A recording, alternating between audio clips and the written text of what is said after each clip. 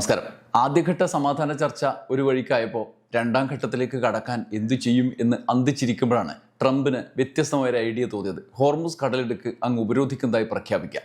എന്നിട്ട് ഏതായാലും ആ ഏരിയയിലൊക്കെ കുറേ അമേരിക്കൻ യുദ്ധ കപ്പലുകളൊക്കെ സൈനികരെയും കൊണ്ട് റെഡിയായി നിൽക്കുന്നുണ്ട്. എന്തെങ്കിലും പണി വേണ്ടേ? അങ്ങനെ ഉപരോധം ഹോർമുസിൽ ഞങ്ങളെ വിടുന്നില്ലെങ്കിൽ നിങ്ങൾ ആരും പോണ്ടെന്ന് പറഞ്ഞ് ഹോർമുസ് അങ്ങ് ഉപരോധിച്ച് നിൽക്കുകയാണ് US-ൻ്റെ സൈന്യം. ട്രംപ് പറഞ്ഞു, ലോകത്തെ എല്ലാവരും ഇറാൻ വഴി ഇനി ഒറ്റ പരിപാടി കപ്പലുമായിട്ടുള്ള പരിപാടിയും വേണ്ട, ഞങ്ങളെ വിടുന്നില്ലെങ്കിൽ നിങ്ങൾ ആരും പോണ്ട എന്ന് പ്രഖ്യാപിച്ചു. ഇറാനാണെങ്കിൽ ഇസ്രായേലിനും അമേരിക്കയ്ക്കും എതിരായിട്ടാണ് ഹോർമുസിൽ തടഞ്ഞു നിർത്തിയിരുന്ന അവരുടെ തന്ത്രം, അതായത് യുദ്ധത്തെ മറികടക്കാനുള്ള അവരുടെ വഴി അവർ തേടിയത്. അങ്ങനെ തങ്ങളെ ആക്രമിക്കുന്ന രാജ്യങ്ങൾ ഒഴികെയുള്ള രാജ്യങ്ങളെ വിട്ട് കൊടുക്കുകയും ചെയ്തിരുന്നു അവരുടെ കപ്പലുകൾ. എന്നാൽ ഇപ്പോൾ ഈ US-ൻ്റെ ഉപരോധം എല്ലാവരെയും ഞങ്ങൾ തടയും എന്നുള്ളതാണ്. യഥാർത്ഥത്തിൽ ഇറാൻ യുദ്ധം ആരംഭിച്ചപ്പോൾ നടത്തിയ ലക്ഷ്യപ്രഖ്യാപനങ്ങളിൽ ഒന്നുമില്ലാത്ത പുതിയൊരു പ്രശ്നമാണ് US ഇപ്പോൾ അഭിമുഖീകരിക്കുന്നത്. ഹോർമുസ് തുറക്കുക എന്നുള്ളത്, അവർക്ക് വേണ്ടി തുറക്കുക എന്നുള്ളത്.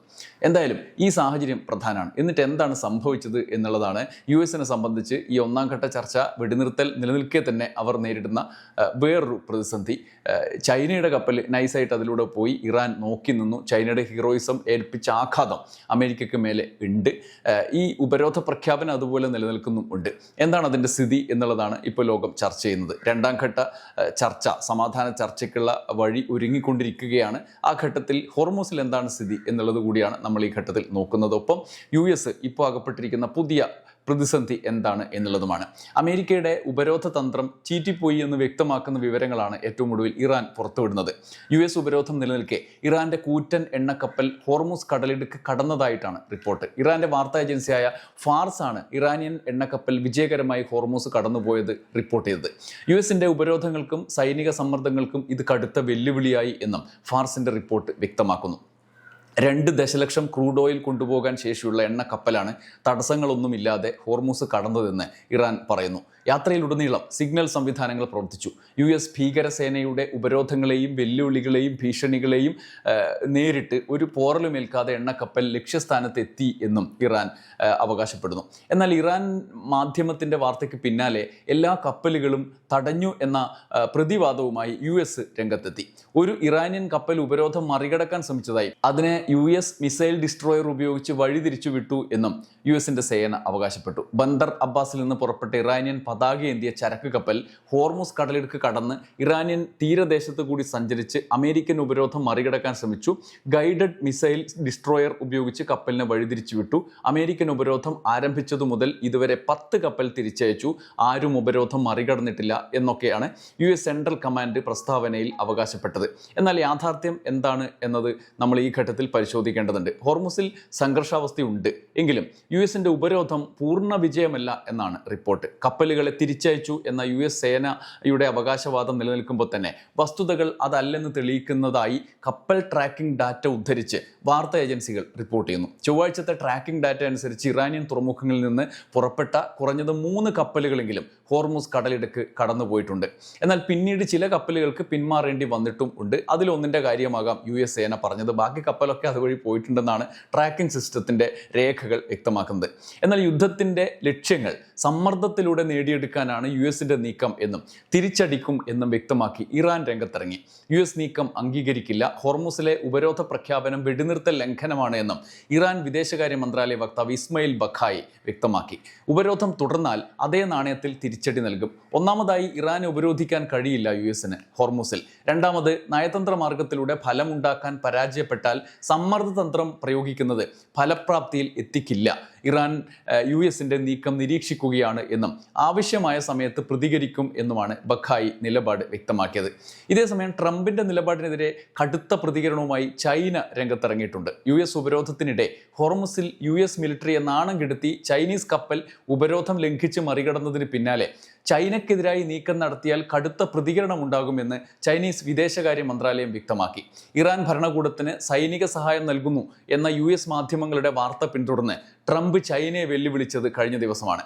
ഇതിന്റെ പേരിൽ തീരുവ വർദ്ധിപ്പിക്കുന്ന അടക്കമുള്ള നീക്കം ട്രംപ് തന്നെ വെളിപ്പെടുത്തിയിരുന്നു. 50% തീരുവ ഏർപ്പെടുത്തും എന്ന പ്രഖ്യാപനത്തിന് പിന്നാലെ അത്തരം തീരുമാനങ്ങൾക്കെതിരെ ശക്തമായി പ്രതികരിക്കും എന്നാണ് ഇപ്പോൾ ചൈനീസ് വിദേശകാര്യ മന്ത്രാലയത്തിന്റെ വക്താവ് ലിൻ ജിയാൻ നിലപാട് വ്യക്തമാക്കി പറഞ്ഞിരിക്കുന്നത്. ചൈന ഇറാനെ സൈനികമായി സഹായിക്കുന്നു എന്നത് കെട്ടിച്ചമച്ച കഥയാണ്. ഇതിന്റെ പേരിൽ US ചൈനയ്ക്ക് മേൽ താരിഫ് ചുമത്തിയാൽ ചൈനയും അതേ നാണയത്തിൽ പ്രതികരിക്കും എന്ന് ലിൻ ജിയാൻ പറഞ്ഞു. എന്നാൽ USന്റെ നീക്കങ്ങൾക്കിടയിലും ചൈനയും ഇറാനുമായുള്ള സൗഹൃദത്തിൽ പിന്നോക്കം പോകുന്നില്ല എന്ന് ചൈന നേരത്തെ വ്യക്തമാക്കിയിട്ടുള്ളതാണ്. ചൈനയും റഷ്യയും ഇറാൻ നൽകുന്ന സഹായങ്ങളാണ് അക്ഷരാർത്ഥത്തിൽ അമേരിക്കയെ ഇറാൻ യുദ്ധത്തിൽ കുരുക്കിയിട്ടത്.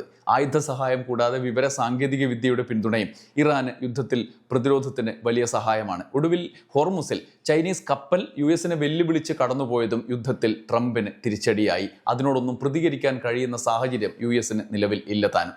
എന്നാൽ ഇറാൻ ആക്രമണത്തിലെ സമാധാന ചർച്ചകൾക്ക് തുരങ്കം വെക്കുന്ന ഇസ്രായേലിനെതിരെ കടുത്ത നടപടികളുമായി ഇറ്റലി രംഗത്തെത്തിയതും വലിയ മാധ്യമ ശ്രദ്ധ നേടി. ഇറ്റലിയുമായി 2003 മുതലുള്ള പ്രതിരോധ കരാർ താൽക്കാലികമായി നിർത്തലാക്കാൻ ഇസ്രായേലുമായുള്ള ആ കരാർ നിർത്തലാക്കാൻ ഇറ്റലി തീരുമാനിച്ചത് ഇസ്രായേലിന് കനത്ത ആഘാതമായി.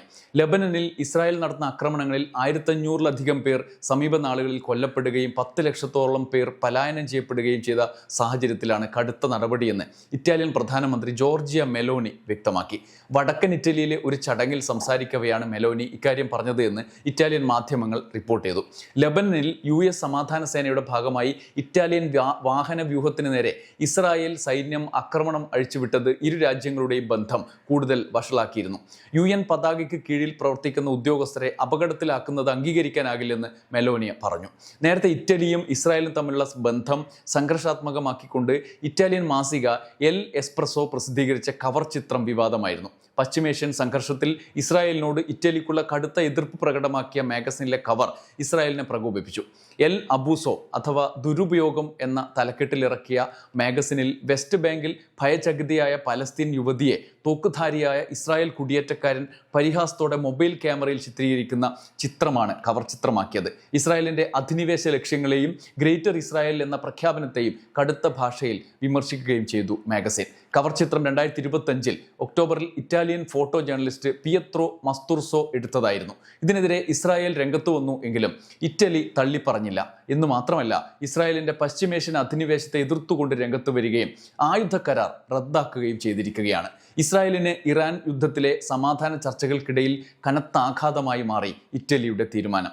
ഇസ്രായേലും നെതന്യാഹുവും ഈ തീരുമാനത്തെ നിസ്സാരവൽക്കരിക്കാനാണ് ശ്രമിക്കുന്നത്. നേരത്തെ സ്വയം യേശുവായി ചിത്രീകരിക്കുകയും മാർപ്പാപ്പയെ വരെ ഭീഷണിപ്പെടുത്തുകയും ചെയ്ത ട്രംപിനെ തള്ളിപ്പറഞ്ഞും മെലോനി രംഗത്ത് എത്തിയിരുന്നു. പിന്നെ രോഷാകുലനായി ട്രംപും പ്രതികരിച്ചു.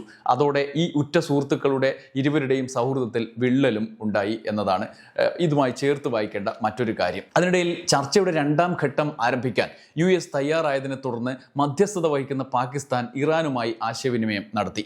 USന്റെ സന്ദേശം അറിയിക്കാനും 2ാം ഘട്ട സമാധാന ചർച്ചയ്ക്കുള്ള സാധ്യതകൾ ആരായാനും പാകിസ്ഥാൻ സൈനിക മേധാവി അസീം മുനീർ അടങ്ങുന്ന മധ്യസ്ഥ സംഘം ഇറാനിൽ എത്തിയതായി റോയിട്ടേഴ്സ് റിപ്പോർട്ട് ചെയ്തു. ആഭ്യന്തരമന്ത്രി മൊഹ്സിൻ നഖ്വിയും സംഘത്തിലുണ്ടെന്ന് പാക് സൈന്യം പ്രസ്താവനയിൽ അറിയിച്ചു. 2ാം ഘട്ട ചർച്ച വ്യാഴാഴ്ച നടക്കുമെന്നാണ് റിപ്പോർട്ടുകൾ ഉണ്ടായിരുന്നത്. എന്നാൽ ഇക്കാര്യത്തിലടക്കം വ്യക്തത വരുത്താനാണ് അസീം മുനീറിന്റെ യാത്ര എന്ന് അൽ ജസീറയും റിപ്പോർട്ട് ചെയ്യുന്നു. ആദ്യഘട്ട ചർച്ചകളിൽ തീരുമാനമുണ്ടാകാത്തതിനെ തുടർന്ന് ഇസ്ലാമാബാദിൽ നിന്ന് ഇരു വിഭാഗവും മടങ്ങുകയായിരുന്നു. എന്നാൽ ചർച്ച പരാജയമാണ് എന്ന് പറയാറായിട്ടില്ല. കാരണം യുദ്ധം ഇനിയും തുടരാൻ USന് താല്പര്യമില്ല, വെടിനിർത്തൽ നിലനിൽക്കുകയുമാണ്. എന്ന് മാത്രമല്ല, ഇറാന്റെ 10 ആവശ്യങ്ങളിൽ ഭൂരിഭാഗവും അംഗീകരിക്കുന്ന നിലയിലേക്ക് എത്തിയിരുന്നു US. ഹോർമുസ് ആണവ നിരായുധീകരണം, ഇവ രണ്ടുമാണ് ഇനി ബാക്കിയുള്ളത്. ഹോർമുസ് ആണെങ്കിൽ യുദ്ധം തുടങ്ങിയതിന് ശേഷം വന്ന പുതിയ പ്രശ്നവുമാണ്. അതിൽ തന്നെ ഹോർമുസിലെ വിലക്ക് യുദ്ധ കാരണമല്ല എന്ന് അതുകൊണ്ട് തന്നെ നമുക്കറിയാം. യുദ്ധത്തിനിടയിൽ പ്രതിരോധമായിട്ടാണ് ഇറാൻ ഹോർമുസിനെ ഉപരോധിച്ചത്. ഹോർമുസിൽ അമേരിക്കയ്ക്കും ഇസ്രായേലിനും ആക്രമിക്കുന്ന രാഷ്ട്രങ്ങൾക്ക് ഉപരോധം പ്രഖ്യാപിച്ചത്. അത്രയും സാഹചര്യം നിലവിലുള്ളതാണ്. ഇപ്പോൾ തങ്ങളില്ലെങ്കിൽ ആരും പോണ്ട എന്ന് പറഞ്ഞ് US നേരിട്ട് തന്നെ ഹോർമുസ് ഉപരോധിക്കുകയാണ് എന്ന പുതിയ വൈരുദ്ധ്യവും നിലവിലുണ്ട്.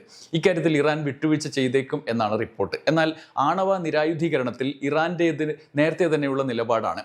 ആണവായുധം ഉണ്ടാക്കുന്നില്ല എന്നും അടിസ്ഥാന ആവശ്യങ്ങൾക്കുള്ള യുറേനിയൻ സമ്പുഷ്ടീകരണമാണ് നടക്കുന്നത് എന്നുമാണ്. അതുകൊണ്ട് US അതിലൊരു വ്യക്തത ആവശ്യപ്പെട്ടേക്കും. ഉറപ്പുകൾ കരാറുകളായി രൂപപ്പെടുകയാണ് കഴിയുകയാണെങ്കിൽ വെടിനിർത്തൽ ശാശ്വതമാക്കാൻ US തയ്യാറായേക്കും എന്നാണ് റിപ്പോർട്ട്. ഇറാനുമായുള്ള യുദ്ധം അവസാനിക്കാറായി എന്ന് ട്രംപ് ആദ്യഘട്ട ചർച്ചയ്ക്കിടെ തന്നെ പ്രഖ്യാപിച്ചതാണ്. ലക്ഷ്യങ്ങൾ കൈവരിച്ചുവെന്നും ട്രംപ് അവകാശപ്പെട്ടിരുന്നു. ഈ സാഹചര്യത്തിൽ ഇറാനിലുണ്ടായ നാശനഷ്ടം പരിഹരിക്കാനും മറ്റുമുള്ള സാമ്പത്തിക സമാഹരണത്തിലും ദശകങ്ങളായി തുടർന്ന ഇറാൻ ഉപരോധത്തിലും കൂടി അന്തിമ തീരുമാനങ്ങൾ കൈക്കൊള്ളേണ്ടി വരും US-ന്. രണ്ടാം ഘട്ട ചർച്ചയിൽ സമ്പൂർണ്ണ വെടിനിർത്തൽ സാധ്യമാകില്ലെങ്കിലും യുദ്ധം പരിസമാപ്തിയിലാകുന്ന തീരുമാനങ്ങളിലേക്ക് എത്തും എന്നാണ് ഇപ്പോൾ റിപ്പോർട്ടുകൾ വ്യക്തമാക്കുന്നത്. ഇറാനെ സംബന്ധിച്ചും അത് നിർണായകമാണ്. ഇസ്രായേലിന്റെ ഇടപെടലിന് മൂക്കുകയർ ഇടാനുള്ള നിർദ്ദേശം കൂടി ട്രംപിന് പുറപ്പെടുവിക്കേണ്ടി വരും. സമാധാന ചർച്ചകൾക്കും ശാശ്വത സമാധാനത്തിനുമായി നമുക്ക് കാത്തിരിക്കാം. നന്ദി, നമസ്കാരം.